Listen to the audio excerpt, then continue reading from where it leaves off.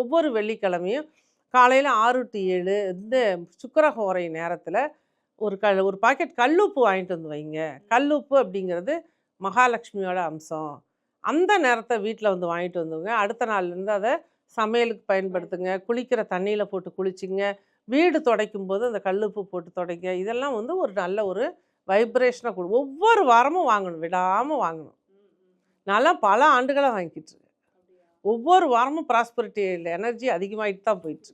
இந்த மாதிரி விஷயங்களை பண்ணலாம். பிறகு வந்து அந்த காலையில் அந்த 6 to 7 தலைவாசல் பூஜை நம்மளோட ராஜநிலைக்கு மஞ்சள் குங்குமம் நல்லா தொடச்சிட்டு பன்னீரில் தொடச்சிட்டு மஞ்சள் குங்குமம் வச்சு நம்ம வந்து அதுக்கு தீப தூப ஆராதனை காட்டிட்டு உள்ளே வந்து மகாலட்சுமியோட ஃபோட்டோவுக்கு முன்னாடி வந்து வெற்றிலை பாக்கு 6 வெற்றிலை 3 பாக்கு வச்சு மகாலட்சுமி அஷ்டோத்திரம் சொல்லலாம். கனகதாரா ஸ்தோத்திரம் போட்டு விடலாம். போட்டு விட்டுட்டு பால் பாயாசம் நைவேத்தியம் வச்சு வெண்மை நிறம் பால் இருக்குது. அதில் வந்து இந்த திராட்சை முந்திரி எல்லாம் சுக்கிரனோட ஆதிக்கம் இந்த பொருட்கள் எல்லாம் போட்டு வைக்க இனிப்பான சர்க்கரை இதெல்லாம் போட்டு அந்த இடத்துல வந்து ஒரு பால் பாயாசம் வச்சு பூஜை பண்ணும் பொழுது அந்த தெய்வ படங்களுக்கு ஒரு ஆராதனை பண்ணும்போது அந்த ப்ராஸ்பரிட்டி எனர்ஜி அந்த இடத்துல நிலைத்திருக்கும்.